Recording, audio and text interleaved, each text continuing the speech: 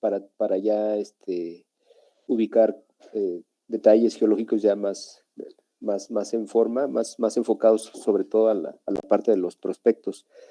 Es un tipo de adquisición local, los costos financieros son mayores, es mucho más cara y servía para determinar zonas de presencia de trampas, fallas, estratigrafía, litofacies y atributos sísmicos.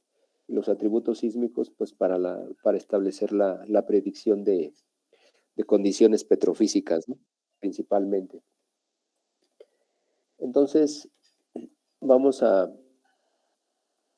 ver algo más. Hay algunos tipos de adquisición. No todo es adquisición sísmica de tipo convencional. Los videos que hace rato les envié son levantamientos de información sísmica que llevan esos cables. Si vieron, los barcos llevan arrastrando una especie como de cola. Son cables que se llaman streamers, ¿no? Entonces esos streamers son de longitudes hasta de 12 kilómetros de longitud cada streamer. Los arreglos son de 8 o 10 streamers.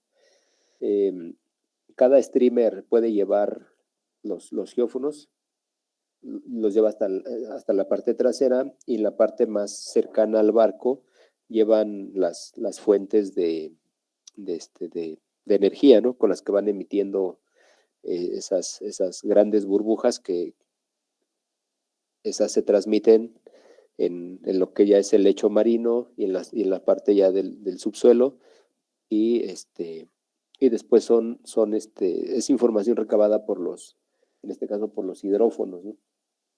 Entonces, ese es como un tipo de adquisición sísmica, para llamarle de alguna manera convencional. De hecho, aquí en la imagen se puede ver un poco lo que ustedes ya vieron en los videos. Aquí les comentaba, pues aquí vemos el barco.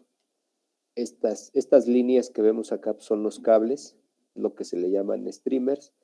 Aquí vemos las fuentes de energía, las pistolas de aire, y por acá atrás ya están todos los arreglos de los hidrófonos con los cuales se va registrando toda la información que nos va llegando del subsuelo, ¿no?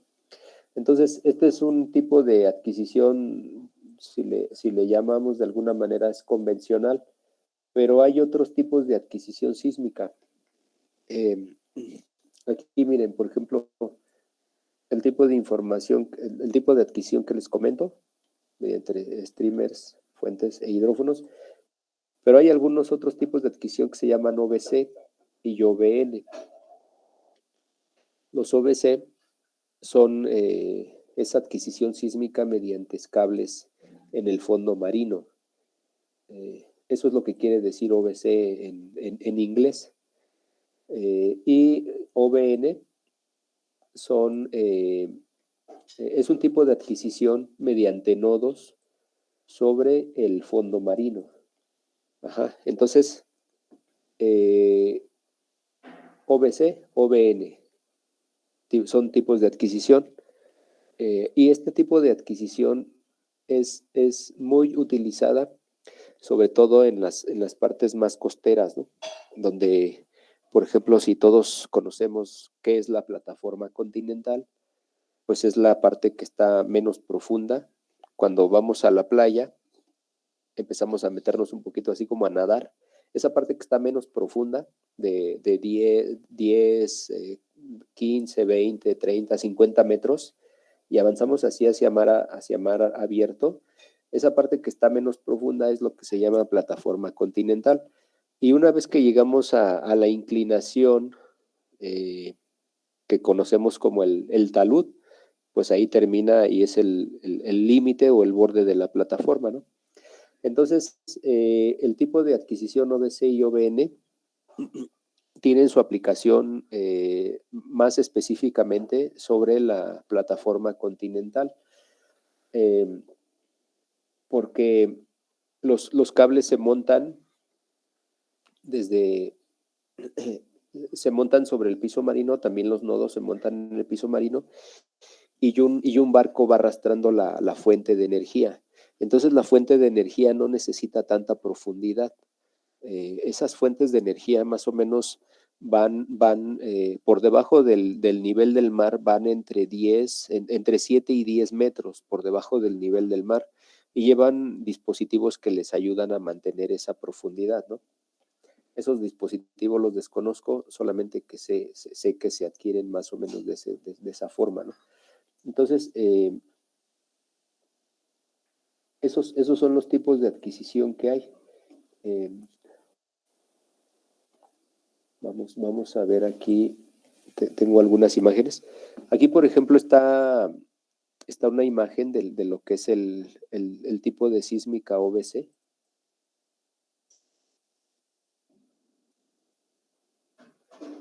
Y es lo que les comentaba. Aquí hay un barco que acaba de tender todo lo que es el cable. Este cable lleva los hidrófonos implementados, y estos cables sirven como transmisores de todos los datos que van recabando los hidrófonos que están montados sobre los cables, ¿no? Entonces, están, una vez que hay una campaña de adquisición, el barco que tenemos aquí en esta parte superior izquierda es el que va arrastrando la fuente de energía, va emitiendo todo lo que es las ondas, mediante los disparos que llevan las pistolas de aire, y entonces toda la información se va recabando sobre los cables, que es donde les comento que están montados los hidrófonos, ¿no? Entonces, toda esa información está siendo enviada a los barcos, y aquí hay un procesamiento rápido, así tipo Quick Lock. Es un procesamiento que le llaman Fast Track. Es un procesamiento rápido para tener una idea de qué es lo que hay abajo. Ya después se hace un procesamiento más a detalle con controles de calidad, pero bueno, el Fast Track se puede hacer ya desde el barco. Llevan estaciones de trabajo y llevan equipos especializados precisamente para hacer ese tipo de Fast Track, ¿no? Entonces, ese es el tipo de adquisición OBC. Y les decía, aquí por ejemplo, vemos un tirante de agua no tan importante, quizás 15, 20 metros, ¿no? Entonces, este tipo de adquisición es muy socorrido, o es muy factible en zonas que tienen tirantes de agua no muy grandes, ¿no? Llámese plataforma continental principalmente. En cuanto a las características, pues es muy parecido al tema de la sísmica 3D, lo que les mostraba en la adquisición anterior, y eh, es muy parecido en cuanto a las características, las etapas en las que se lleva a cabo este tipo de adquisición, el área geográfica, los costos, y también las utilidades desde el punto de vista exploración petrolera. Ese es el tipo de adquisición OBC. También ahorita también les había comentado que está el tipo de adquisición OBN, es mediante nodos montados sobre el piso marino. Este tipo de adquisición también es igual que el de cable, el OBC. Se utiliza mucho en zonas muy cercanas a la costa, ¿no? Plataforma continental, otra vez. Y en este caso los nodos son independientes, son dispositivos que funcionan de manera individual. Cada nodo funciona de manera individual y no están conectados mediante cables. Entonces, hay campañas para el posicionamiento de estos nodos, ¿no? Entonces, igual también hacen un mallado en un área que sea de interés para la compañía que va a hacer el levantamiento, hacen un mallado. Ese mallado se refiere al posicionamiento geográfico exacto en líneas en inline y crossline, ¿no? Entonces, aquí también vemos, por ejemplo, un barco que está jalando la fuente de energía. Esta, esta energía es emitida y es recabada o recuperada por cada uno de los nodos que vemos aquí como pequeños focos, ¿no? Eso es lo que nos está mostrando aquí de manera gráfica, que el nodo está procesando la información que está recibiendo. Entonces vemos aquí ese mallado eh, con estos nodos mediante, una vez que está el barco atravesando toda el área de levantamiento. Las características de adquisición para este tipo de campaña sísmica, OBN, mediante nodos, pues es muy parecido a los vistos anteriormente para la adquisición de tipo OBC y para la adquisición mediante los streamers, ¿no? Mediante esos cables que van arrastrando los barcos. Entonces, eh, eh, por ejemplo, este tipo OBC u OBN es es de mucha importancia, sobre todo para las zonas petroleras que están cercanas a la costa. O sea, ya están dentro de la parte marina, pero no están tan retiradas de la costa. Entonces, por ejemplo, la adquisición mediante los streamers, lo que veíamos en el primer tipo de adquisición, esas necesitan mayores dimensiones en cuanto a los cables, esos cables que se llaman streamer, necesitan mayores dimensiones y mayor área de operación y también así de profundidad, ¿no? Pero, por ejemplo, la adquisición OBN y OBC, eh, la fuente de energía puede ir a pocos metros sobre por debajo del nivel del mar. Entonces, por eso es que la mayoría de las, por ejemplo, si vemos el mapa, este mapa que tenemos aquí, y le hacemos un zoom a lo que es los proyectos de adquisición sobre la plataforma continental. Aquí, por ejemplo, vemos en el mapa todo lo que es la plataforma continental frente a Yucatán y Campeche, ¿no? Esa es la plataforma continental. Entonces, es muy probable que toda la adquisición que tenemos en esta parte de la plataforma sea posiblemente un tipo de adquisición OBN u OBC. Ajá. Yo no me he metido a revisar, por ejemplo, sobre este aspecto técnico de estos cubos que ya que han sido levantados, han sido adquiridos, pero seguramente es un tipo de adquisición OBC u OBN, aquí en lo que es las zonas más cercanas a la costa a las costas de México, ¿no? Llámese Tabasco, Campeche o incluso Veracruz. Entonces, probablemente este tipo de proyectos de sísmica 3D sean OBN u OBC.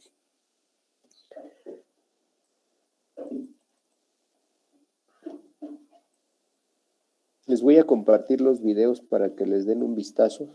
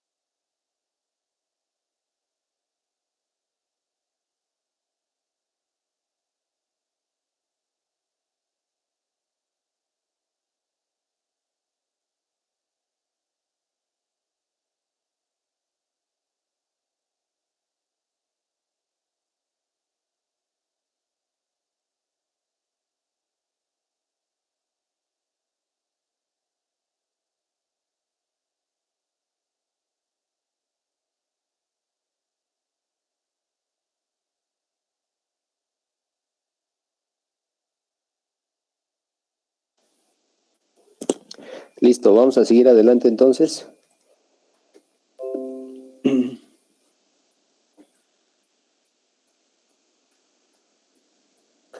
También en la parte terrestre, la adquisición sísmica actualmente se realiza mediante vibrosais.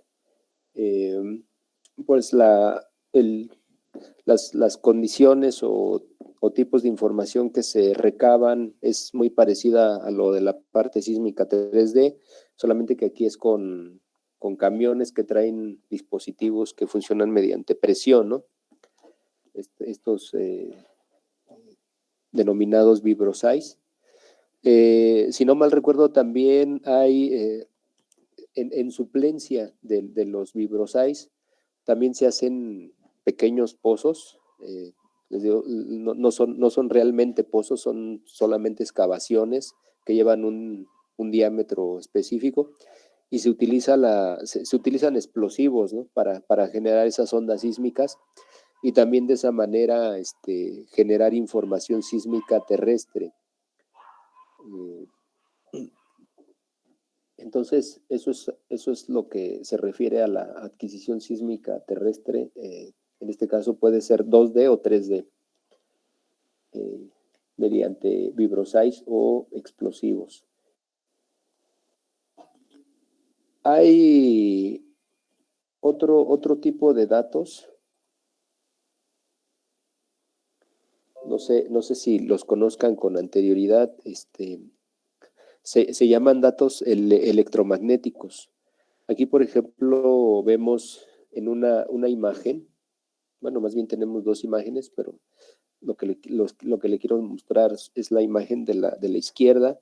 Aquí vemos, por ejemplo, lo que es el tirante de agua y el lecho marino, ¿no? Y vemos las capas eh, de donde es donde ya se encuentran las capas, quizás ya algunas de roca sedimentaria. Y vemos aquí alguna mancha que parece ser como la acumulación de hidrocarburos. Entonces, el barco, mediante el arrastre de una fuente de energía y un cable, va emitiendo energía electromagnética. Aquí vemos el campo de acción de este tipo de energía electromagnética y esta va atravesando las diferentes capas del lecho marino y todo lo que ya es la parte rocosa del subsuelo, y entonces va detectando esas anomalías en resistividad, ¿no? Aquí vemos estas zonas negras que son asociadas posiblemente a presencia de hidrocarburos. Y aquí vemos un cubo, un, un modelo tridimensional en forma de cubo.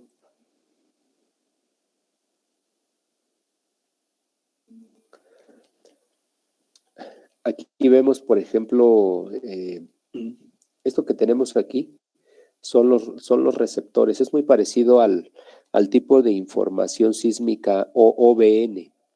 Ajá, decíamos que en el OBN son nodos.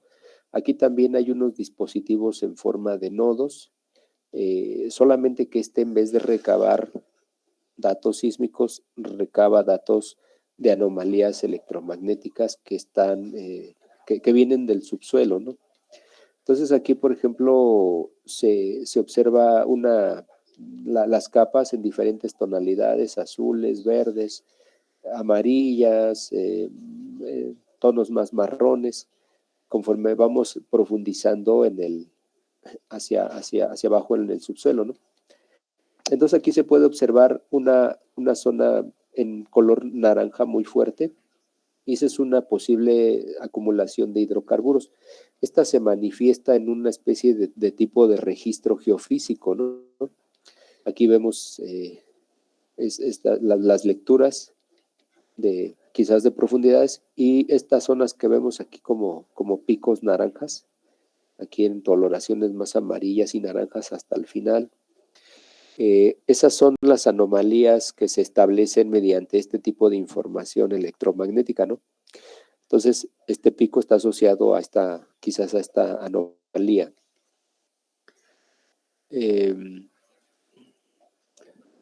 ¿Cuáles son las utilidades de los datos electromagnéticos. Aquí principalmente es detectar las acumulaciones de hidrocarburos mediante la manifestación de anomalías de resistividad. Les voy a compartir el video, también para echarle un vistazo.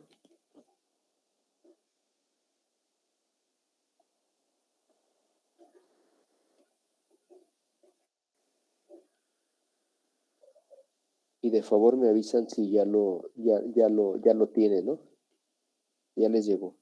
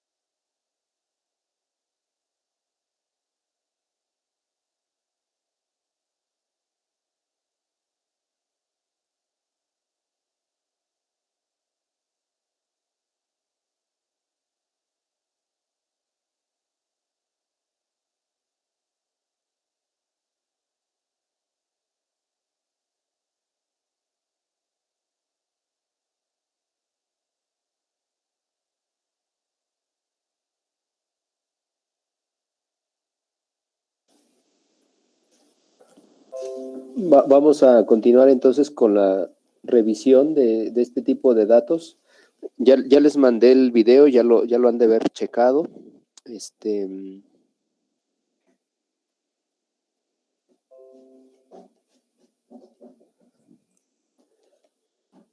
Miren, para completarles un poquito lo que veían en los videos,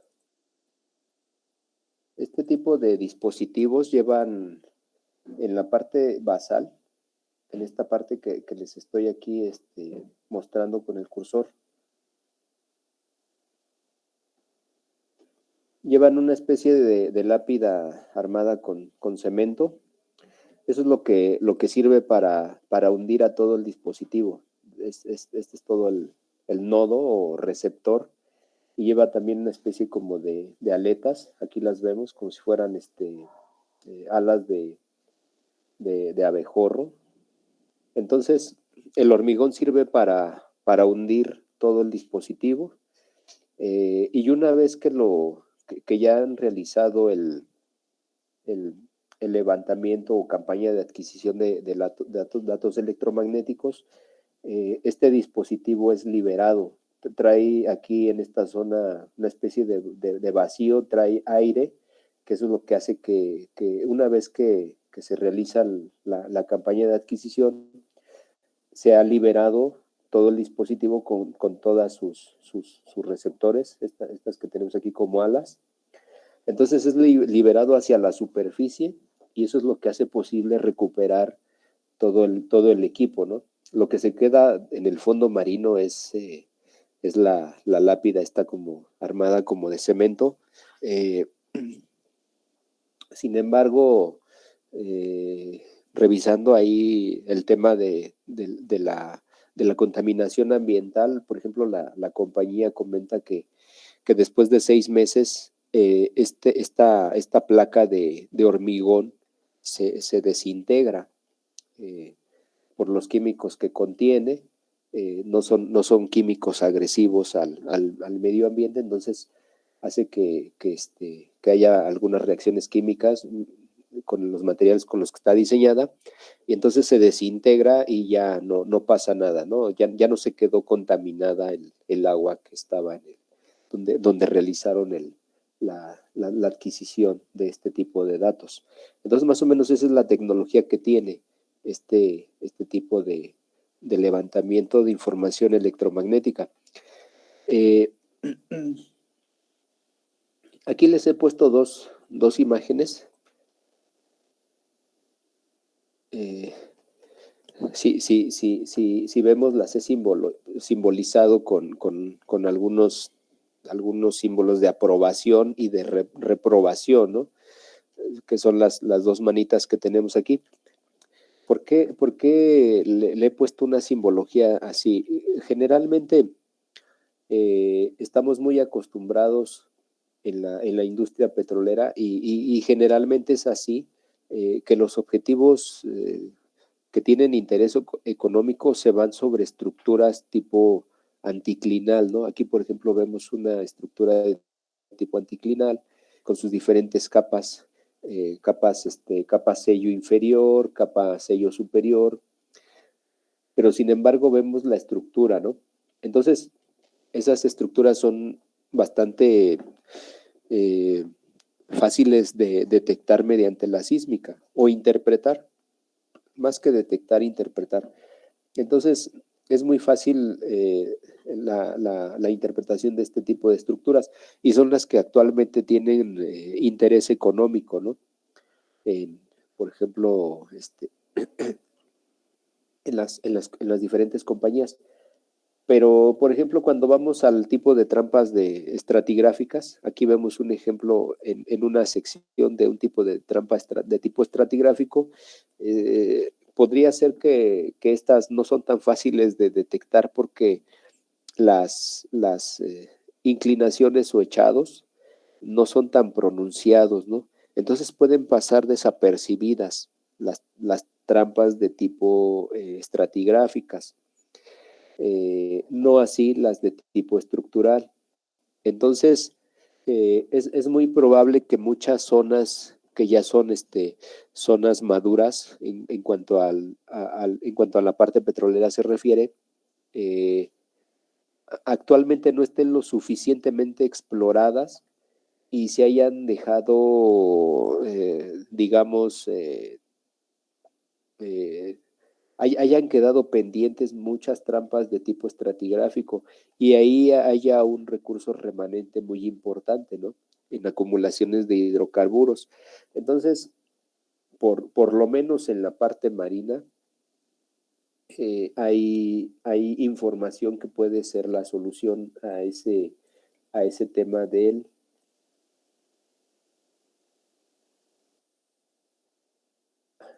al tema de la detección e interpretación de trampas de tipo estratigráfico.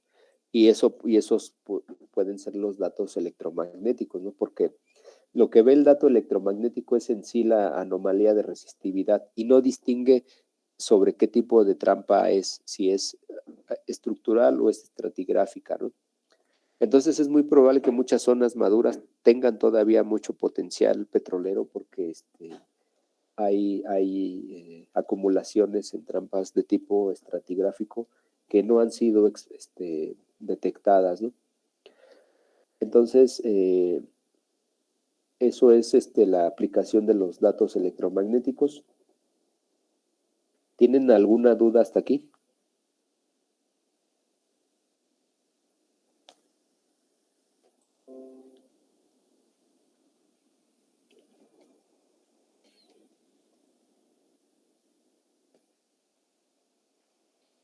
Creo que no, profesor. Ok, gracias.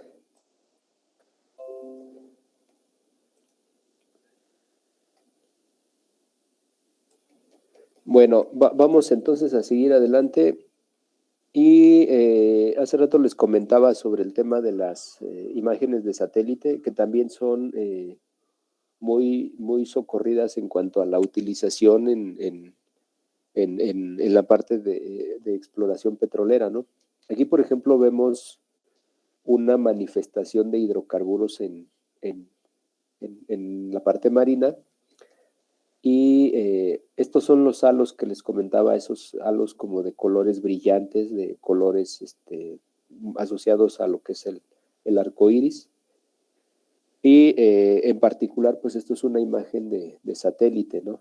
Entonces, si estamos en alguna provincia petrolera que tenga manifestaciones importantes de hidrocarburos hacia el piso marino o hacia la superficie de algún terreno, si estamos hablando en zonas terrestres, pues vamos a ver esas manifestaciones aquí y quizás lo veamos reflejado, por ejemplo, en la parte marina, ahí donde no podemos introducirnos de manera tan fácil, pues el seguimiento de esas manifestaciones puede ser mediante las imágenes de satélite, sobre todo si se le da un seguimiento a ciertas áreas durante quizás medio año o un año, ¿no? Si estamos nosotros analizando las imágenes de esa misma zona, si lo controlamos así mediante coordenadas UTM o geográficas de una zona en especial y vemos la manifestación de hidrocarburo en el mes de enero, febrero, marzo, y luego pasamos a septiembre, diciembre, y seguimos viendo esa misma manifestación durante todo el año y durante todas esas imágenes, es muy probable que ahí tengamos en el subsuelo algún yacimiento importante, ¿no?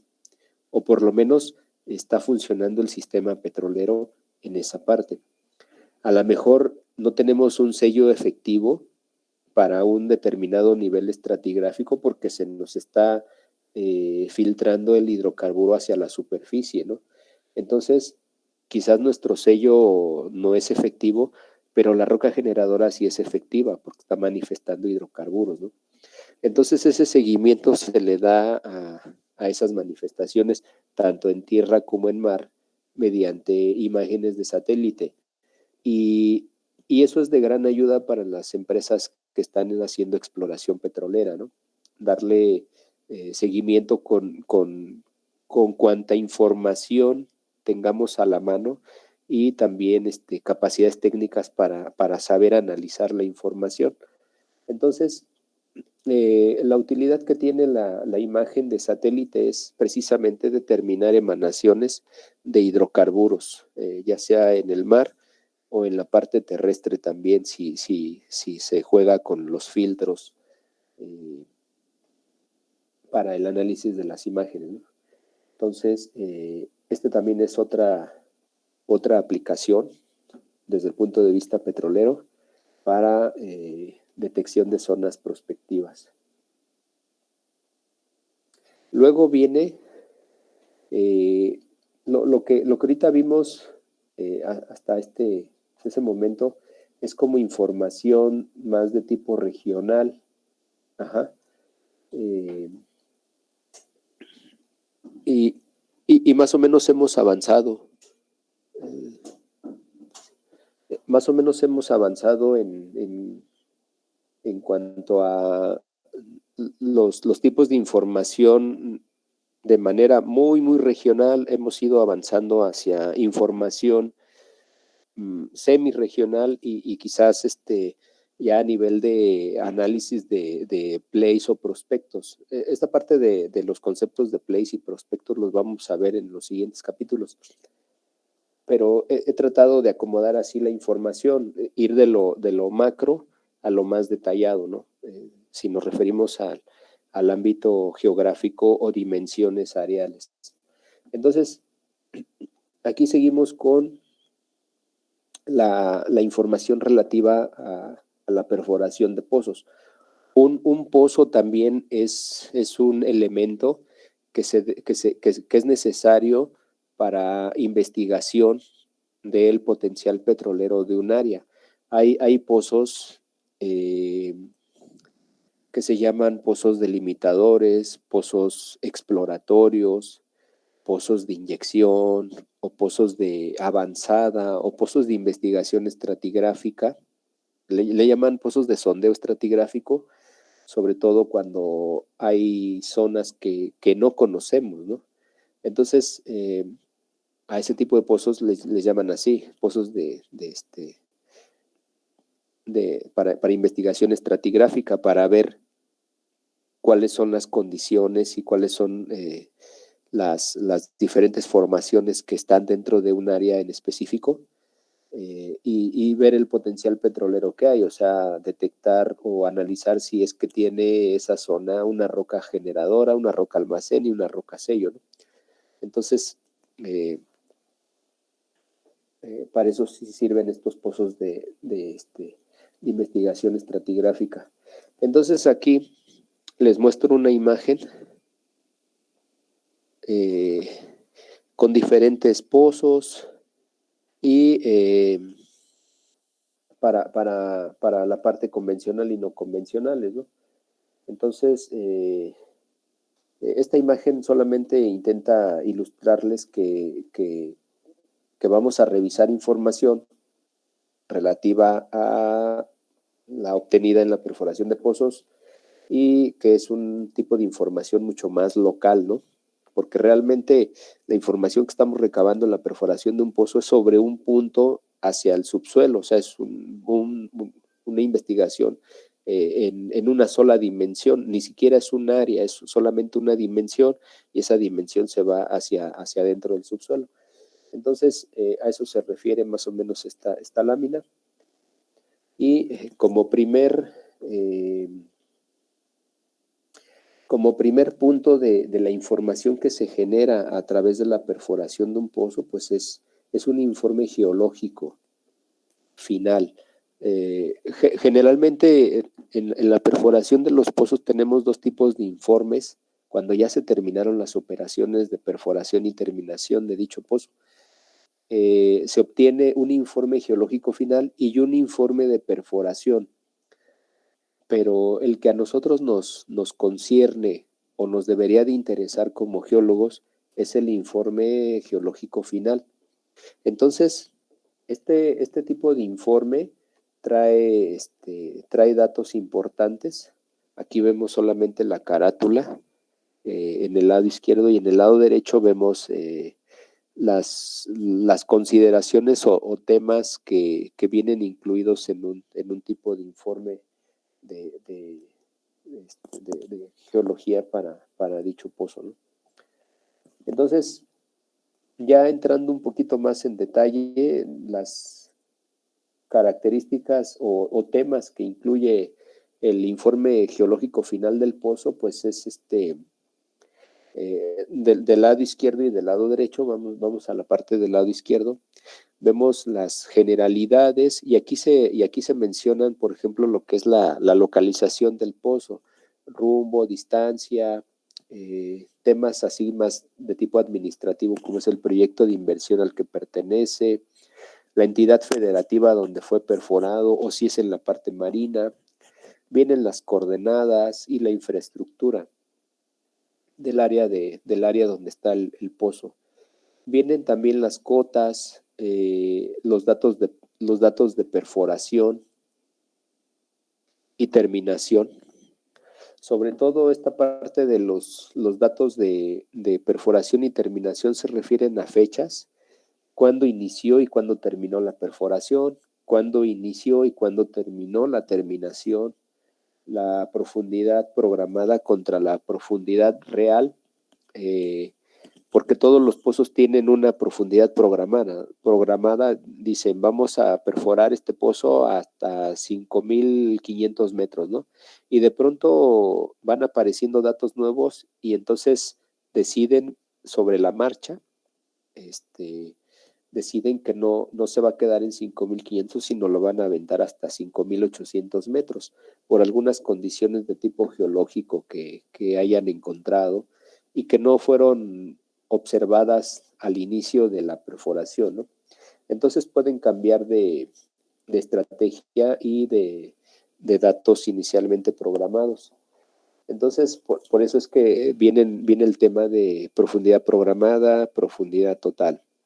Y también vienen las tuberías de revestimiento que fueron utilizadas para este pozo. Vienen los objetivos, viene el resultado y clasificación.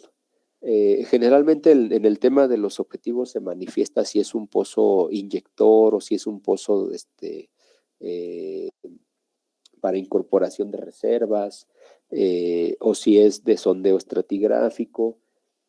Y ahí se introducen el objetivo inicial y el objetivo final, ¿no? Y entonces cada pozo que ya fue perforado tiene un número de clasificación. Ese número de clasificación es un número propio de cada empresa. Cada compañía que se dedica a la exploración y explotación de hidrocarburos, pues ya tienen sus convenciones internas y entonces ellos establecen sus categorías para los pozos y su numeración de cada pozo, ¿no? Entonces aquí nosotros en México tenemos un sistema de trabajo para la clasificación de los pozos. Ese sistema de clasificación o de trabajo, sobre todo si nos referimos a la industria mexicana, está muy referido a Pemex, ¿no? Porque ellos son los que han establecido todas esos criterios de clasificación para los pozos. Entonces el número de clasificación corresponde, más bien el código de clasificación corresponde a un número, puede ser 001, 003, 004, dependiendo del resultado final del pozo. Y también como resultado final, pues nos podemos referir a que si el pozo resultó productor o productor no comercial o resultó invadido. Entonces, cada uno de esos códigos numéricos estará asignado al tipo de pozo como resultado final, ¿no? También en este informe vienen los antecedentes tanto geológicos como geofísicos del área donde es perforado el pozo, ¿no? Si, por ejemplo, hablamos de geológicos, pues se refieren a los tipos de estructura, a una posible columna geológica, etcétera. Si nos referimos a los estudios geofísicos, se puede referir a la información sísmica disponible en el área de estudio o la que fue utilizada como soporte para generar esta propuesta de pozo, ¿no? Entonces, a eso se refieren esas partes de geológicos y geofísicos. Estratigrafía, también aquí maneja los rubros de probable y real, porque, por ejemplo, antes de la perforación del pozo se tiene una columna estratigráfica programada, en donde nosotros como perforadores no pensamos, vamos a atravesar 5 unidades, pero ya cuando estamos perforando el pozo y se termina, se puede observar que en ocasiones, en vez de 8 o 9 unidades que tenían inicialmente programadas o proyectadas, pues eh, fueron realmente 12 o 13 unidades, ¿no?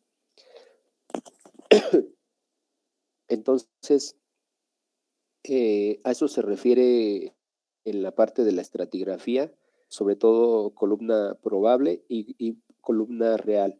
Aquí creo que está mal escrito esto que dicen columna geológica. Realmente tiene que ser columna estratigráfica. Ese es el nombre correcto, ¿no? Entonces, columna estratigráfica probable, lo que estoy considerando al inicio de la perforación, y columna estratigráfica real, la que realmente encontré cuando terminé de perforar el pozo. Y viene también, en esta parte de estratigrafía, viene la descripción de las formaciones. También viene una descripción inicial, pues vamos a atravesar la formación, no sé, Chicontepec o la formación Méndez, San Felipe, Agua Nueva, y va a tener esta descripción, ¿no? Es un mudstone, o son margas, o son areniscas para tal o cual formación, ¿no? Entonces, al inicio de la perforación se tienen esas descripciones con ese control estratigráfico, pero también al final resulta que encontramos cosas diferentes, ¿no? Y entonces todo eso se va documentando en este informe final. También viene la parte del sistema petrolero, y vamos a ver qué considera el sistema petrolero. Aquí se introduce lo que es la roca generadora, roca almacén, trampa y sello, y sincronía y migración. Eso es para el sustento de la perforación del pozo.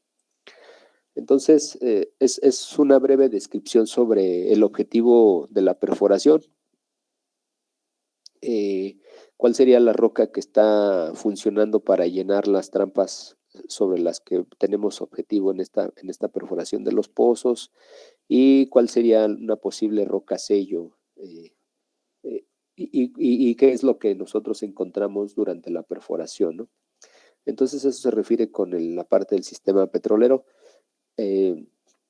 Muestreo, el muestreo se refiere a las actividades que se realizan mientras está perforando el pozo, ¿no? Y también en cuanto al muestreo se tiene un programa inicial y un programa final. Se establece, por ejemplo, sacar muestras de canal o recuperar muestras de canal cada 5 metros, ¿no? A partir de cierta profundidad. Puede ser que no toda la columna que va a atravesar el pozo sea de interés económico, y entonces, como la extracción de toda esa información es dinero, digamos, es inversión que se le va a cargar al costo final del pozo, pues entonces deciden quizás recuperar muestras de canal a partir de los 1000 metros bajo mesa rotaria o 1500 metros bajo mesa rotaria, ¿no? Entonces, no toda la columna, toda la columna que va a atravesar el pozo tiene adquisición de muestras de canal. Y lo mismo también para los núcleos. Hay un programa inicial de toma de núcleos y uno final, o el verdadero, ¿no? Entonces, también la parte de los núcleos, pues aquí los programan sobre formaciones que son de interés económica, ¿no? sobre todo, principalmente las formaciones que son yacimiento.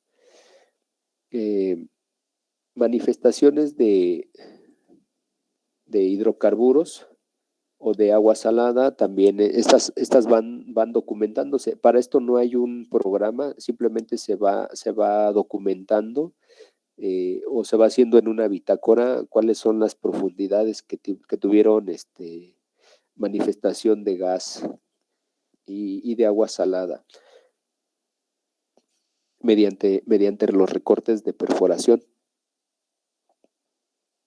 Se introduce de igual manera la densidad y los tipos de lodos que son utilizados. No todo el pozo se perfora ni con el mismo lodo ni con la misma densidad. Van variando densidades y tipos de lodos conforme al tipo de formación y a la profundidad que se esté perforando, ¿no? Entonces, hay variaciones en la densidad y tipo de lodo. Y también estas condiciones de densidad y tipo de lodo también están fuertemente ligadas a la experiencia que se tiene de pozos cercanos. Entonces, si en el área de estudio ya hay perforados 3 o 4 pozos, se revisan cuáles fueron los tipos de lodos y densidades que fueron utilizando y eso es lo que se lleva más o menos a la práctica en el pozo que se va a perforar nuevo, ¿no?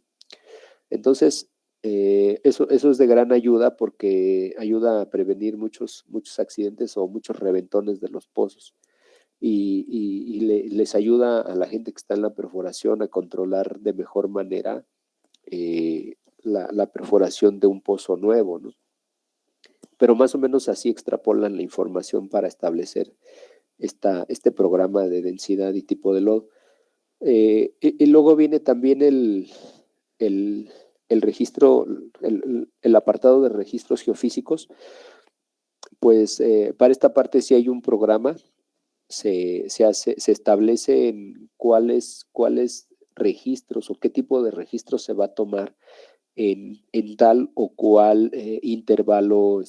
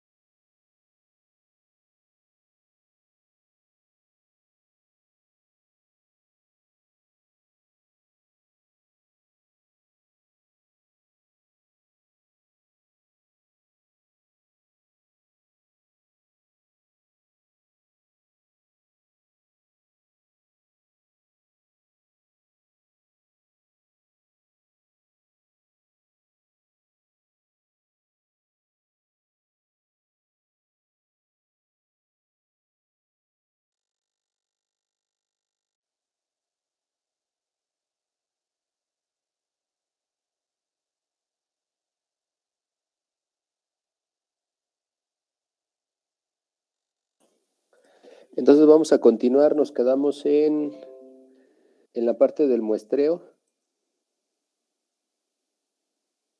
de acuerdo a lo que comentan sus compañeros. Entonces les decía, hay un plan de muestreo para muestras de canal y núcleos de fondo.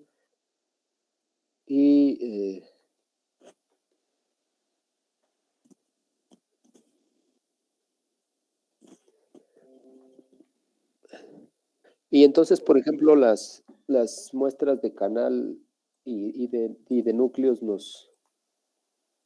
nos dan mucha información sobre las formaciones o el tipo de roca que estamos atravesando mediante esa perforación, ¿no?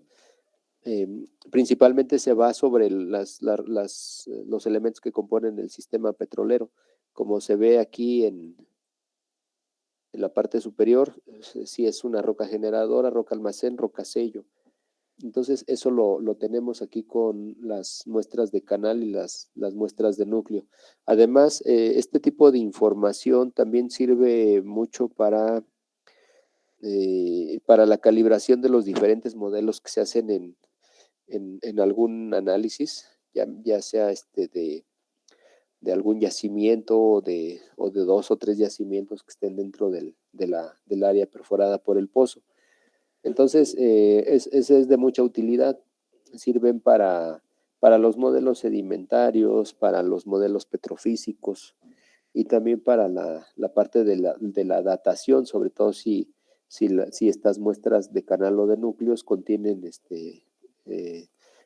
microfósiles, ¿no? Las manifestaciones también de gas y de aceite o de agua también estas tienen, tienen también interés para la parte del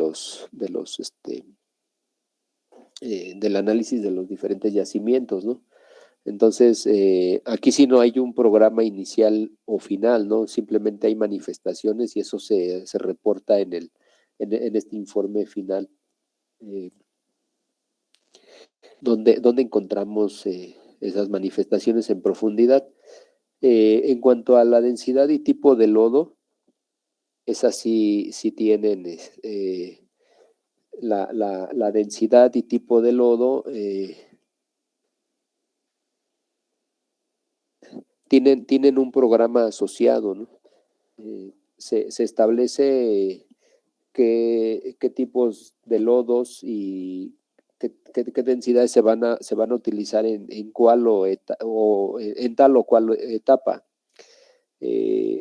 También estos datos es muy frecuente que este tipo de datos en cuanto a densidad y tipo de lodo se tomen de pozos cercanos. Entonces, porque eso ya funcionó en pozos cercanos, ¿no? Y no tuvieron complicaciones. Entonces, esos datos es muy probable que los tomen de esos pozos y con eso van estableciendo el programa inicial.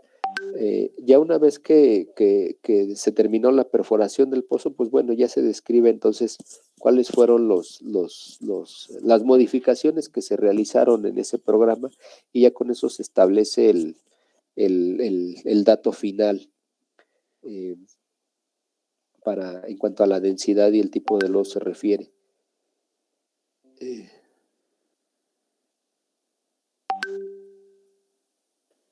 También aquí tenemos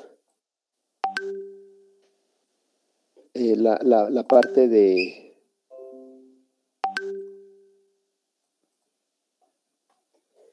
los tenemos la parte de los registros geofísicos. También hay un programa inicial y el programa final o definitivo, ¿no? Entonces, les comento que, por ejemplo, para los registros geofísicos, no se toman registros de igual forma que en el terciario. Nosotros, ahí en la región marina, el terciario casi siempre es todo terrígeno, son alternancias de lutitas, arenas, y limolitas también, pero principalmente lutitas y arenas. Eso es el terciario. Y una vez que se pasa, en cuanto a perforación, estamos hablando en sentido de perforación, y una vez que atravesamos ya el Cretácico, ya todo es carbonatado. Entonces, no son los mismos grupos de registros tomados en terciario que los que se toman en la etapa ya de los carbonatos, ¿no? En el Cretácico. Son diferentes el grupo de curvas. Entonces, se establece eso en un programa inicial, pero también en ocasiones se va cambiando o modificando.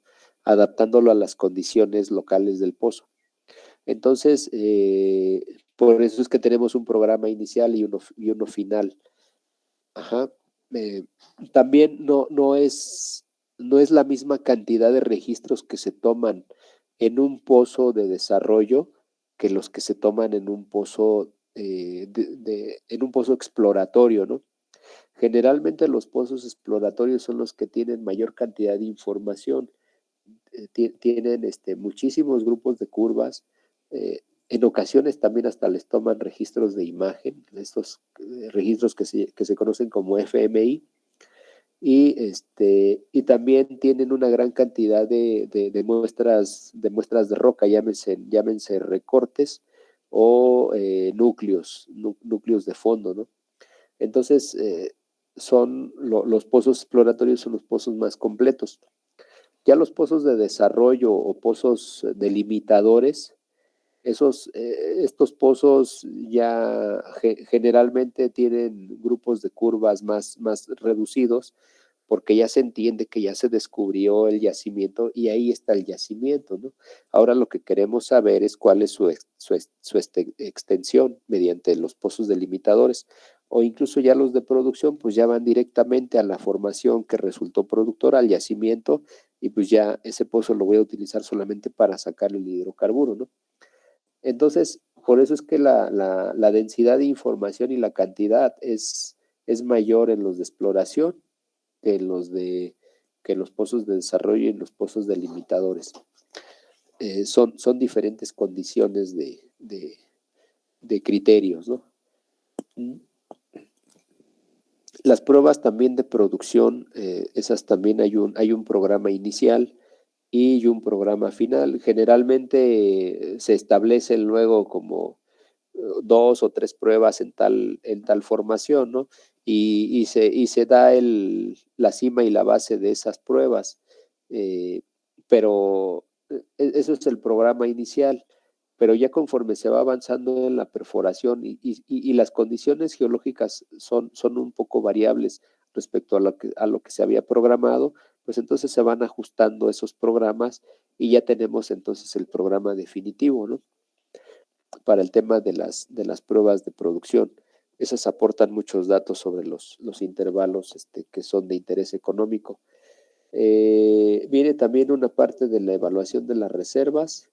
Eh, esta es también una estimación rápida de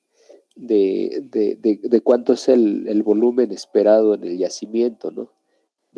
Así a grosso modo. Entonces, esta evaluación en un yacimiento nuevo y sobre todo cuando se perfora un pozo exploratorio, pues esta evaluación generalmente se hace con un proceso que se llama caracterización inicial.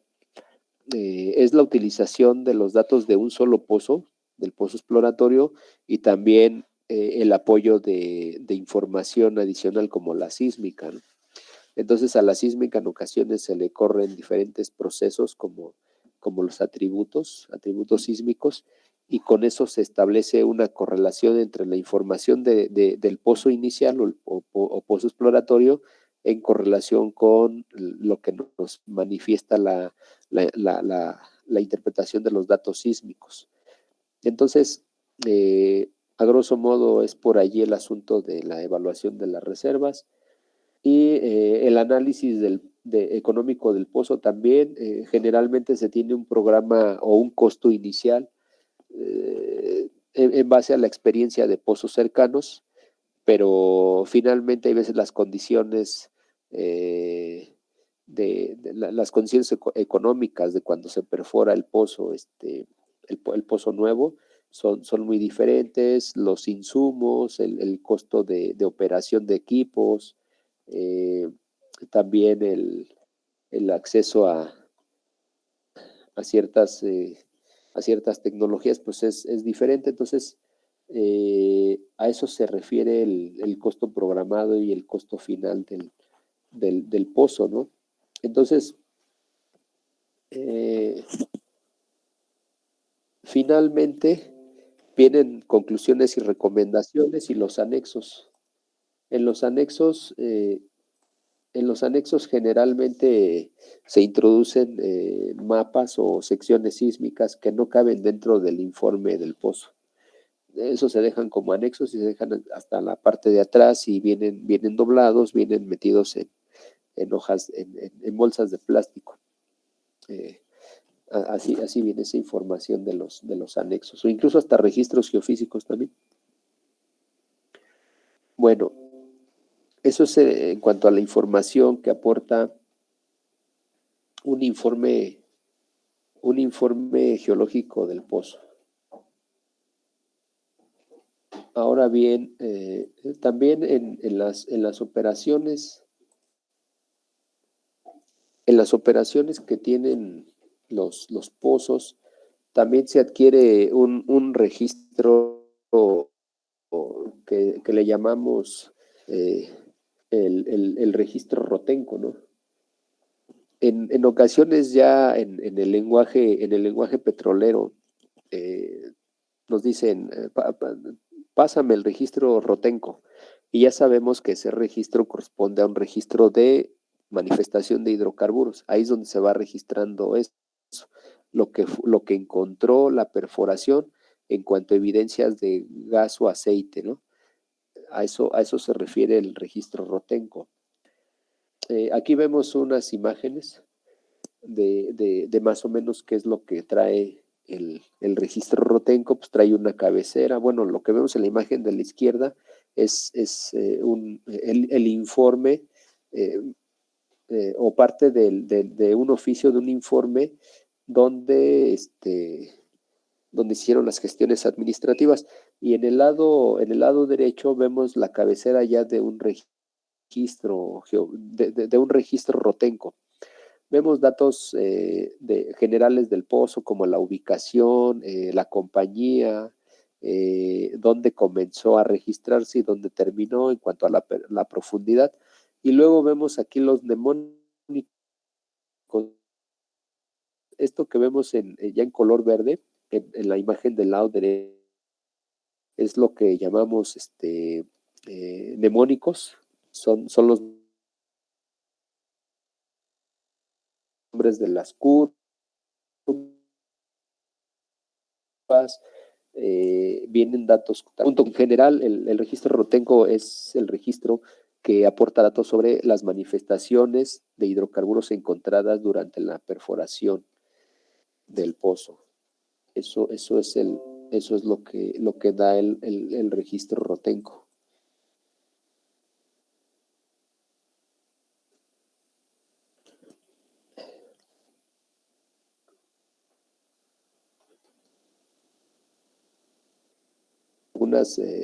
Algunas funciones de lo que es el lodo de perforación. O sea, funciones es para qué sirve el lodo de perforación, y esos datos vienen dentro del registro rotenco, ¿no? Aquí tenemos una imagen.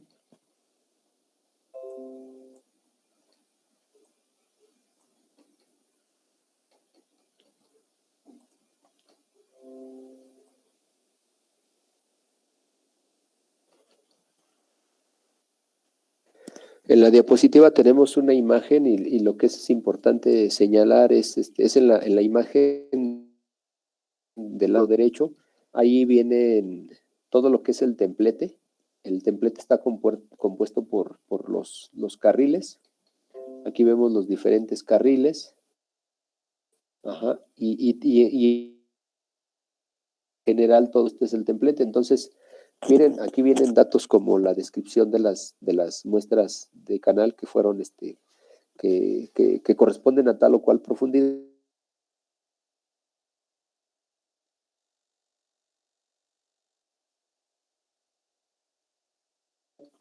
Y vienen representadas aquí. Entonces, les voy a mostrar un poco.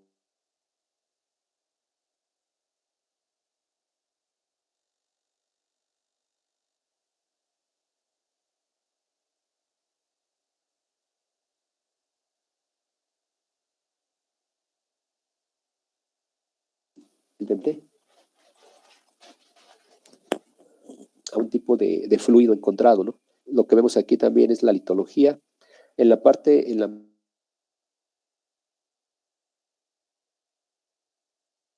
Profe, se le está cortando mucho.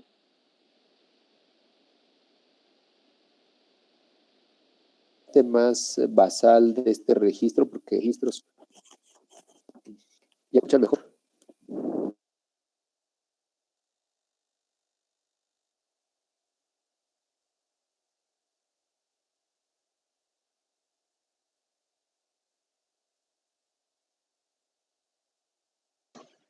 Antes de lo de ¿Me escuchan la mejor? parte basal, no se escuchó nada, profe.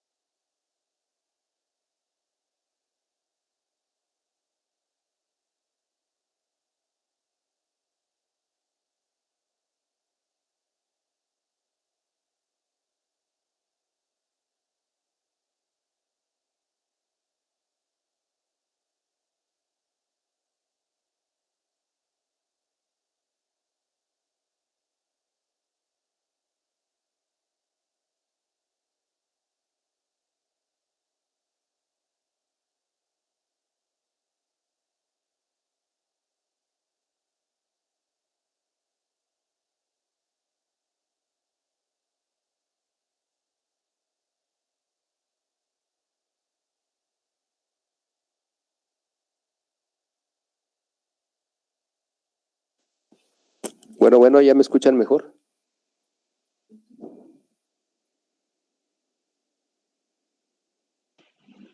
Sí, profe, ya. Gracias. Entonces, les comentaba, pues aquí se ve una imagen de un registro representativo del Rotenco, y les decía, en resumen, nos aporta información sobre los intervalos que manifestaron hidrocarburos. Ese es el principal dato que tomamos del registro Rotenco, ¿no? ¿Cuáles son los intervalos que tienen potencial almacenador de hidrocarburos?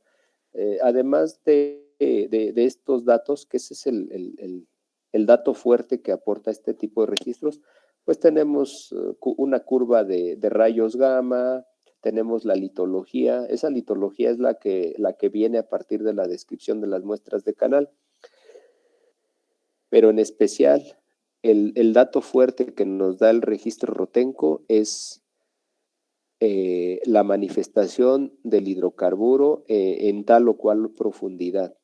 Ese es el dato fuerte. Ajá.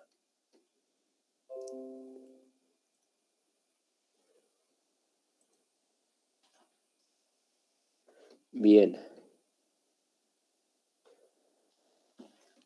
Las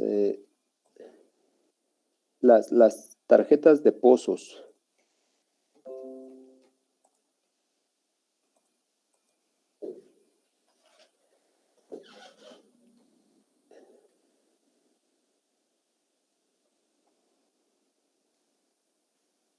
La tarjeta de pozo es una especie de resumen de lo que es el informe final de perforación y el informe geológico final del pozo. Entonces, esa tarjeta, si ustedes quisieran saber datos de manera muy rápida sobre la historia y las condiciones finales en las cuales fue perforado un pozo, se van a la tarjeta del pozo, así como está en el ejemplo, ¿no? En la imagen.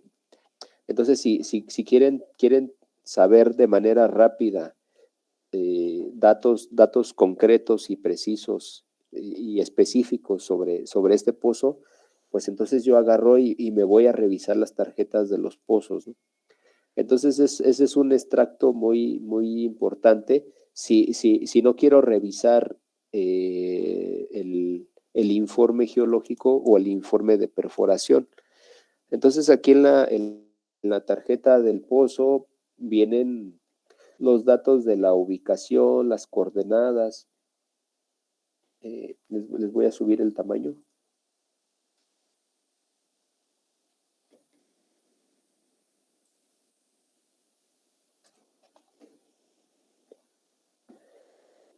Entonces aquí vemos datos de la ubicación, coordenadas, tirante de agua, ubicación geográfica de este pozo del que estamos revisando. También vienen datos como ya sobre la operación, como es el inicio y el fin de la perforación, inicio y fin de la terminación, viene la clasificación, viene la elevación de la mesa rotaria, el tirante de agua, elevación de la mesa rotaria respecto al fondo del mar y respecto al nivel del mar, ¿no? Luego también vienen datos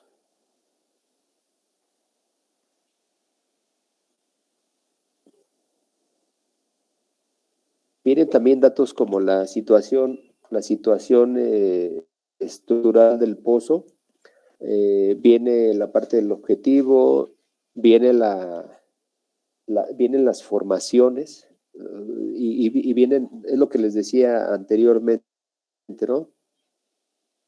Viene la columna programada y la columna real del pozo. Entonces, viene la columna que fue estimada mediante la correlación de pozos cercanos y mediante la información sísmica. Eso que interpretamos inicialmente mediante la sísmica 3D, pues bien, ha cambiado un poco ya en la perforación final del pozo. Entonces, y viene también el espesor. Entonces, aquí vemos, por ejemplo, en la columna programada, que había unas formaciones que no estaban consideradas o parecía que no iban a estar dentro de la columna final, pero finalmente sí aparecieron, ¿no? en la columna real. Entonces, este pozo, por ejemplo, llegó al Jurásico Superior Quimerigiano, se detuvo en la profundidad de 5.748.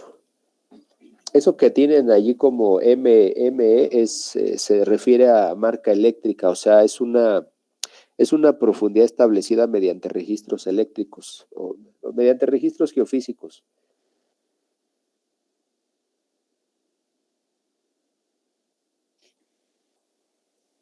Entonces a eso se refiere la sigla ME, marca eléctrica. Entonces, les decía, es una muy buena fuente de información rápida para conocer cuáles fueron las condiciones de perforación de un pozo. También en la misma tarjeta viene un apartado para introducir las observaciones y aquí viene la parte de los registros geofísicos. Aquí están divididos por etapas, etapa de 20 pulgadas, de 16 pulgadas, 13 3 octavos, 11 3 cuartos, y así sucesivamente conforme va avanzando la perforación. Entonces, si se dan cuenta, hay etapas que no recuperaron cierto grupo de registros porque la formación o más bien las herramientas no están calibradas o no están destinadas para ese tipo de profundidad o formación o condiciones de presión-temperatura, ¿no? Entonces, por eso es que no son programados todo el grupo de registros en todas las etapas de la perforación de dicho pozo. También esta tarjeta considera cuáles son los intervalos de interés económico. Aquí pues vemos 3 intervalos, vemos el Jurásico Quimerigiano y el Cretácico medio superior, ¿no? Una vez que se recuperaron los registros geofísicos que están en la parte de arriba, se hace un análisis rápido nosotros lo conocemos como análisis quick lock, es un análisis rápido, en donde solamente se aporta la arcilla, porosidad efectiva y la saturación de agua. Entonces, con eso se establecen propiedades petrofísicas de manera muy rápida y ya se dan los intervalos que van a tener posibles pruebas de presión-producción, ¿no? Entonces, esas pruebas vienen manifestadas aquí abajo.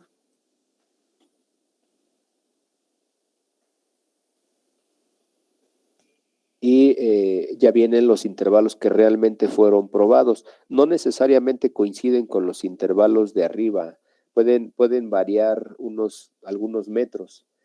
Ajá. Entonces, aquí ya una vez que se efectúan las pruebas, se establece el intervalo, el espesor y lo que recuperó dicha prueba, si fue aceite, gas o fue agua, ¿no? Y entonces, a partir de la recuperación, por ejemplo, de hidrocarburos, pues ya se dan, si fue aceite, pues se dan los grados API y cosas de ese tipo. Entonces, eso es lo que aporta el tema de las pruebas de producción en una tarjeta de pozo. Y luego viene también en la tarjeta los datos de núcleos. Aquí, por ejemplo, les voy a hacer una ampliación. Esto es para que vean que no solamente todo lo que se hace en la industria petrolera desde el punto de vista geología o geociencias es así de, como dicen, de simple, ¿no? Hay que revisar muchísima información, conocerla, trabajarla, para poder, para que busca, ¿no? Los hidrocarburos. Entonces, hay mucha información que tenemos a disposición y tiene una utilidad, ¿no? Entonces, aquí les mostraba la tarjeta de pozo, seguimos todavía en eso. En el apartado que está referido a los núcleos, en la parte del núcleo viene el número de núcleo y el intervalo que fue muestreado en.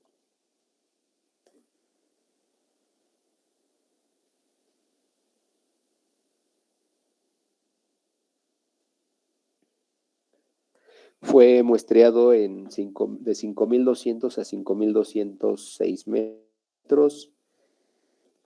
Es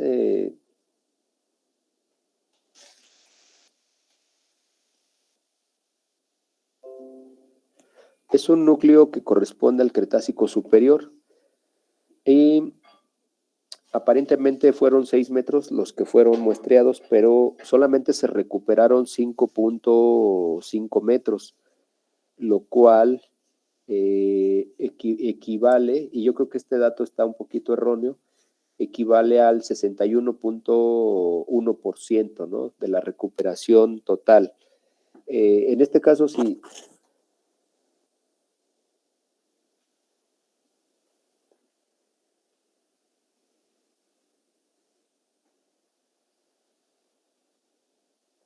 En este caso, si se hubieran recuperado los 6 metros, tendríamos allí una recuperación del 100%.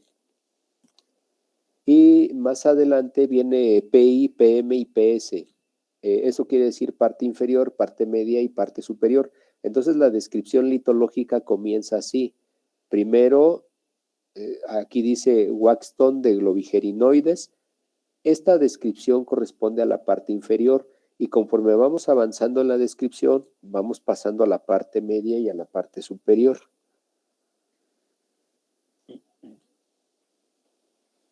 ¿Me siguen escuchando? Sí, profesor. Ok, gracias.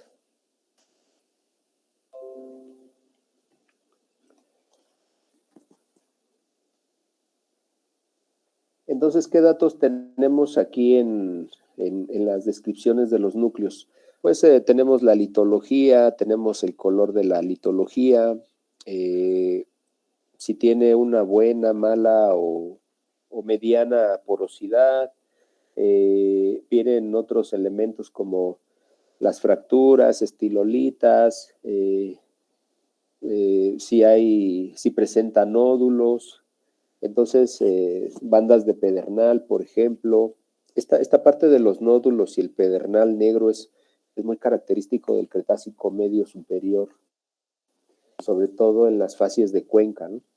Entonces, casi la asociación de este tipo de litología de Wackiston, nódulos de pedernal, es muy característica como del Cretácico medio superior. Eso lo hemos visto mucho ahí en esa parte.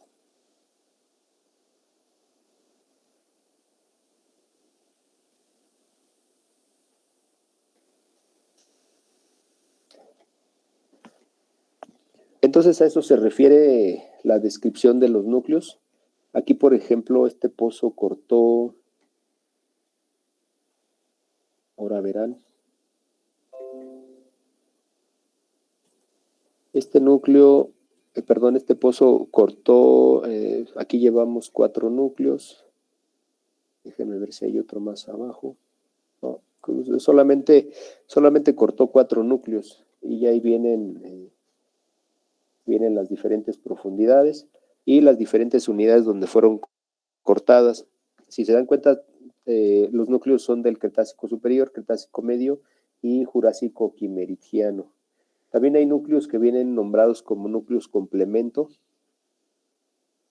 Aquí hay un ejemplo en el núcleo 3, núcleo complemento. Eso es el complemento del núcleo de arriba. Generalmente luego se tienen considerados, no sé, 5 núcleos, ¿no? Y de cada uno de estos núcleos se van a recuperar 7 metros o 9 metros, pero en ocasiones surge algún interés por cortar, no sé, otros 7 metros más adicionales, y es ahí donde meten este tipo de núcleos que les llaman núcleos complemento. Entonces, a eso se refiere. Vamos a ver qué más trae el informe. Aquí vienen lo que les decía hace rato, las manifestaciones de hidrocarburos. Viene el intervalo en específico.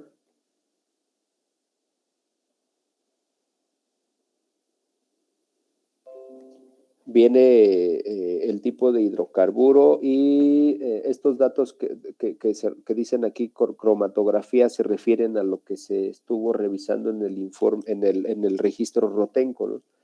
Entonces, nosotros como geólogos, a lo mejor muchos de estos datos de tipo geoquímico no nos interesan porque nosotros no vamos a trabajar con eso, lo va a hacer el geoquímico. Nosotros como geólogos vamos a tomar el intervalo donde fue la manifestación y yo voy a establecer un código de simbología y color para ese tipo de manifestación, si fue gas o si fue aceite, ¿no? Entonces eso es lo que voy a tratar de meter en mis registros geofísicos, y una vez que ese registro geofísico lo monte sobre la sísmica, me va a ayudar a interpretar las diferentes fases sísmicas asociadas a un intervalo con un tipo de roca y con una posible manifestación de hidrocarburo, ¿no? Entonces, por eso es que no hay que asustarnos si vemos un montón de datos aquí que no entendemos. Son datos muy específicos los que utilizamos de este tipo de información.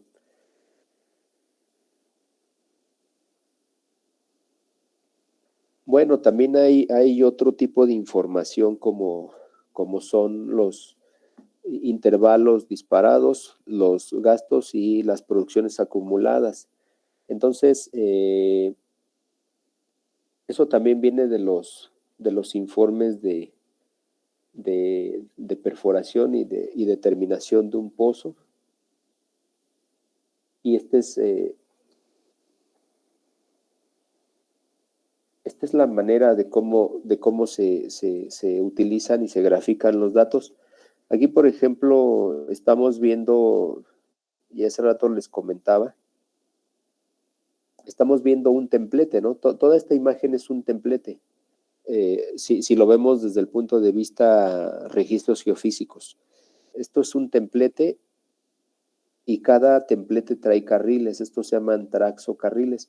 Entonces aquí vienen montados los registros convencionales, viene montada la litología y generalmente se utiliza el carril de la profundidad para simbolizar los intervalos que presentaron, que fueron probados, ¿no? Eso de intervalos disparados se refiere a los intervalos probados. Se prueban mediante precisamente esos disparos que se hacen dentro de la formación. Entonces aquí vemos un intervalo en color rojo. Está muy asociado, por ejemplo, a una baja, si vemos el registro geofísico de rayos gamma, estamos en una zona totalmente limpia o muy limpia y asociado a una zona de alta resistividad. Entonces es muy concordante con lo que manifiesta el resultado de esa prueba, ¿no? Por ejemplo, aquí en este intervalo dice que se encontró un hidrocarburo de 40 API. Ya es un hidrocarburo de muy baja densidad, casi ya son condensados. Tiene un gasto de aceite y de gas. El de aceite, por ejemplo, es de 3.609 barriles por día. Una relación gas-aceite, y viene el dato del estrangulador, ¿no?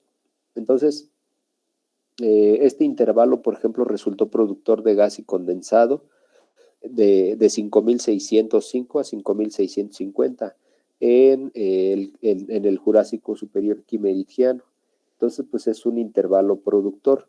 Así es como vienen los datos y así es como se grafica, ¿no? Más menos.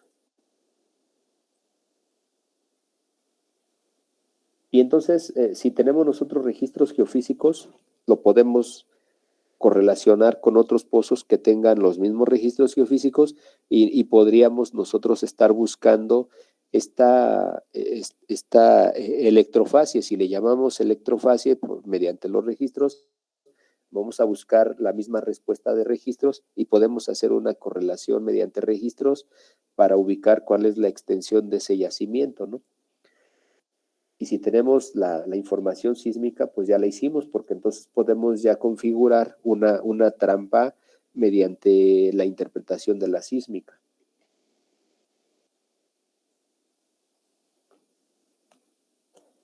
Ok, también, ¿me siguen escuchando? Sí, profesor. Ok, ¿le paramos a las 7:30?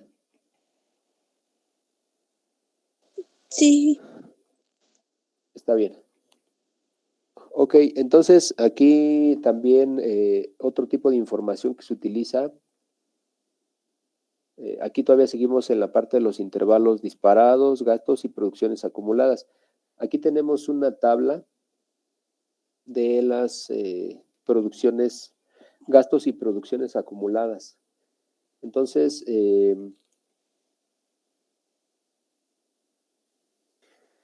generalmente se hacen este tipo de tablas para analizar un yacimiento.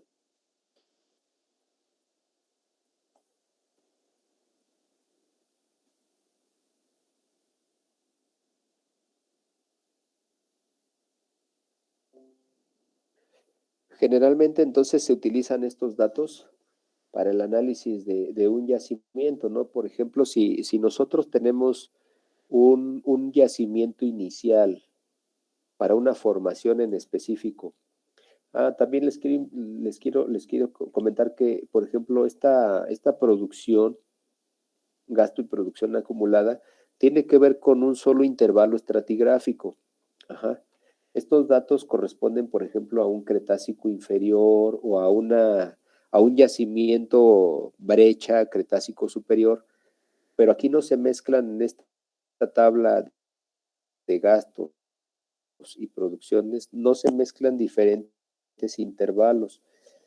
Todos los pozos y todos los datos que manifiestan aquí corresponden a una sola unidad estratigráfica. Ajá. Entonces, aquí tenemos, por ejemplo, una lista de pozos, tenemos cuándo inició y cuándo terminó su producción. Vemos fechas, vemos también los gastos, barriles por día. Hay pozos, por ejemplo, el pozo 1 y el 2 son los que manifiestan las mayores producciones, ¿no? En comparación con los pozos 3 al 7, creo que es el pozo 7. Entonces, vemos pozos del 3 al 7 que son pozos que tienen muy baja producción, pero sin embargo el pozo 1 y el 2 tienen muy altísimas producciones en un solo día. Habría que ver por qué estos dos pozos producen demasiado hidrocarburo en comparación con el resto de los pozos de este campo. Tenemos lo que ha producido cada pozo en el transcurso del tiempo, y hay una correspondencia, ¿no? Del pozo 3 al 7 vemos producciones acumuladas pues bajas en comparación con el pozo 1 y el 2. Entonces, si nosotros inicialmente para este yacimiento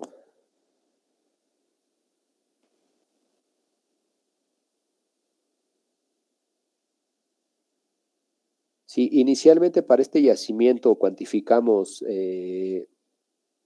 vamos a suponer, 1000 barriles, esa fue la reserva que cuantificamos al inicio, y en la actualidad tenemos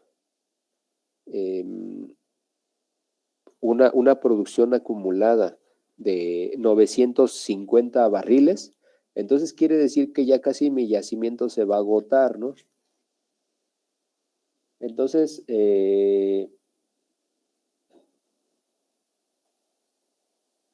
la pregunta es, ¿le sigo invirtiendo a este yacimiento o prácticamente ya solamente administro el tema de la presión del yacimiento y saco lo que le resta, ¿no? Porque inicialmente cuantifiqué 1000 barriles, pero ya produje 950, solamente me quedan 50 barriles por producir. Entonces a lo mejor ya no me conviene meterle más pozos, sino solamente dedicarme a administrar el yacimiento y sacarle lo que le resta.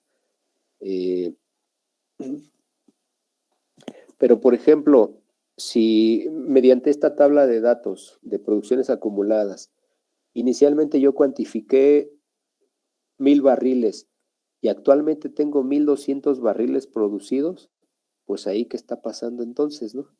Entonces a lo mejor me surge la duda de que si hice una mala cuantificación de la reserva o los datos que metí como insumos para esa cuantificación están erróneos y tengo que volver a reevaluar, o sea, a generar una caracterización nueva de yacimientos que esté actualizada, o bien mi yacimiento está recibiendo hidrocarburo de yacimientos inferiores.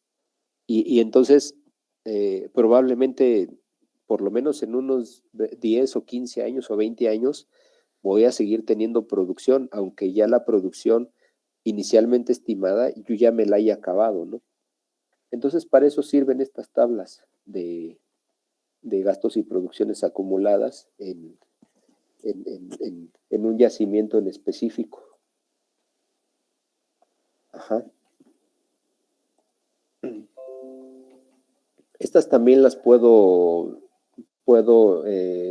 hacer algún gráfico de burbuja en un mapa con la ubicación de los diferentes pozos. Les voy a montar una burbuja, y esa burbuja, un círculo con un color, y ese círculo con ese color va a estar definiéndome la cantidad de hidrocarburo producido, ¿no? Entonces, hay mapas que se llaman así, mapas de burbuja, y para eso me sirven.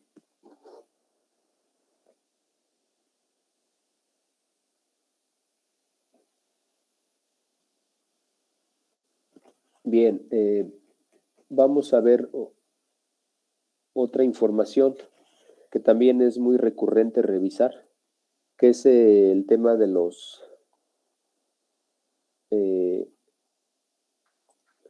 estados mecánicos de pozos. De aquí no todo me sirve desde el punto de vista geociencias. Me interesa saber cuáles son los intervalos nucleares y eso lo puedo tener de manera gráfica, ¿no? Aquí, por ejemplo, en este estado mecánico vienen lo que es las diferentes unidades estratigráficas, sobre todo viene la programada y la real, y a grosso modo también aquí en la parte izquierda viene una barra de referencia que especifica o es referente a la profundidad, viene cada 1000 metros. Entonces es la barra de referencia o barra de escala para tener una estimación de cuál es el espesor de cada unidad formacional que perforó el pozo, ¿no?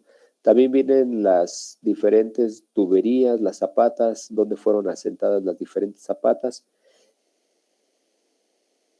Y vienen datos como donde hubo algún atrapamiento de herramientas y también donde se cortaron ciertos núcleos y donde fueron realizadas las pruebas de presión-producción, ¿no? Por ejemplo, acá en la parte más inferior vemos en color negro toda la parte de la simbología de las pruebas de presión-producción y los resultados que fueron obtenidos en dichas pruebas. Entonces, prácticamente esos son los datos que nos interesan de este estado mecánico. Esa es toda la información que se genera y se genera todavía más información en la perforación de un pozo. Entonces, pues debemos de aprender a tomar y a revisar esta información para que nos sea de utilidad en la exploración de hidrocarburos, ¿no? Esta información que ahorita estamos viendo a nivel de pozo sirve más bien si tomáramos rangos de extensión o extensión geográfica, nos sirve para el tema de los yacimientos y también para el tema de la parte de prospectos y quizás también un poco para la parte de los plays, ¿no? Ya cuando vayamos a revisar tema de yacimientos, porque así tenemos que revisar, de acuerdo al concepto de geología del petróleo, veíamos que geología del petróleo es hacer una revisión y análisis de las diferentes herramientas, técnicas e información que sirven para establecer un origen y distribución de zonas con potencial petrolero, ¿no? Entonces aquí estamos revisando información que sirve para las zonas a nivel de detalle, a nivel geográfico más pequeño, ¿no? Y vamos a ir tratando de revisar qué es lo que se utiliza, por ejemplo, desde el punto de vista cuenca, sistema petrolero, play, prospecto y yacimiento, que es lo que conocemos como caracterización inicial y caracterización integral de yacimientos. Y entonces todos esos elementos los vamos a ir revisando desde lo macro hasta lo más detallado a nivel de yacimiento, ¿no? ¿Dudas hasta aquí? No. Bueno, ¿sí me escucharon? algunas dudas hasta aquí. En el día del examen no va a haber asesorías de nada, por eso les pregunto si estamos entendiendo, si no hay algunas dudas, entonces de una vez irlas externando. Casi la mayoría ya tiene las provincias asignadas, creo que por ahí me faltan 2 o 3 equipos. Los voy a revisar este fin de semana y se los estaré enviando, espero que sea este domingo ya para que vayan trabajando, ¿no? Si tuvieran alguna duda en su investigación, de favor me van buscando y lo podemos revisar. De hecho, yo les recomendaría que conforme vayamos avanzando, vayamos teniendo en algunas ocasiones revisiones de cómo va su trabajo, ¿no? Porque ya ven que les comentaba que solamente va a presentar uno, el que ustedes decidan de su equipo, y él se va a jugar la calificación de los 3, entonces lo que su compañero o compañera obtenga como calificación, esa es la calificación que vamos a poner a los demás. Entonces por eso tienen que estar bien seguros del trabajo, ¿no?, que van realizando y el día de la presentación también va a haber una serie de preguntas, ¿no? Entonces, porque es una evaluación y eso es lo que vamos a, de esa manera vamos a calificar el tercer parcial. Entonces, cualquier duda que vaya apareciendo en el transcurso de la investigación, por favor me van avisando, ¿no? Para que no lleguemos al periodo de las presentaciones y entonces el mismo día de la presentación me digan que no encontraron tal o cual cosa, ¿no? Ajá. Entonces, vamos haciendo las cosas con tiempo para que vayan saliendo. Entonces, si no tienen más dudas, aquí le dejamos. Entonces, nos quedamos hasta la parte de el estado mecánico.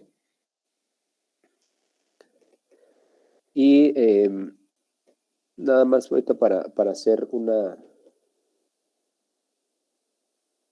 un comentario sobre los temas que iremos revisando. Este es un proceso como de exploración petrolera, eso que vemos aquí en la lámina. Y les decía, vamos de actividades, por ejemplo, como es el conocimiento de los antecedentes en cuanto a manifestación de hidrocarburos, y luego viene ya la adquisición de la información que voy a utilizar para mi exploración, ¿no? Entonces, primero conozco los antecedentes del área y en base en eso decido tomar información regional y luego local. Y ya una vez que tengo mi información, pues entonces ya me voy sobre el análisis macro, análisis de una cuenca. Luego, dentro de esa cuenca, pues caben los diferentes sistemas petroleros. Dentro de los sistemas petroleros caben los análisis de los plays. Ajá. O más bien un play cabe dentro de un sistema petrolero y un sistema petrolero cabe dentro de una cuenca.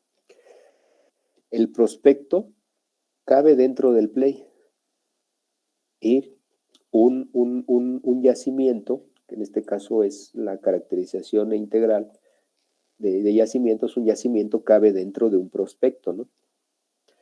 Entonces, esto tiene un cierto orden en cuanto a magnitud y en cuanto a detalle del trabajo. Entonces, nosotros no podemos tener una secuencia, por ejemplo, en donde primero se revise el prospecto y luego se avance sobre la cuenca, ¿no? tiene que ser primero analizar la cuenca, luego analizar el sistema petrolero, luego el play, luego el prospecto, y así me voy hasta el yacimiento. Pero esto no lo puedo tener desacomodado en una secuencia de exploración. Entonces,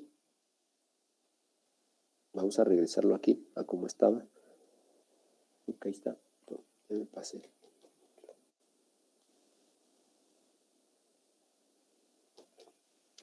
Entonces, esta es una secuencia lógica sobre la parte de la exploración petrolera. Entonces, para la siguiente sesión vamos a terminar de ver los datos que ahorita nos faltaron. Nos quedamos en el estado mecánico y vamos a comenzar a ver aspectos de caracterización de yacimientos, y de ahí vamos a ir hacia arriba. Ahora que he estado viendo lo de los exámenes, he visto que algunas cosas que necesitamos, por ejemplo, para el tema de plays o para la parte de los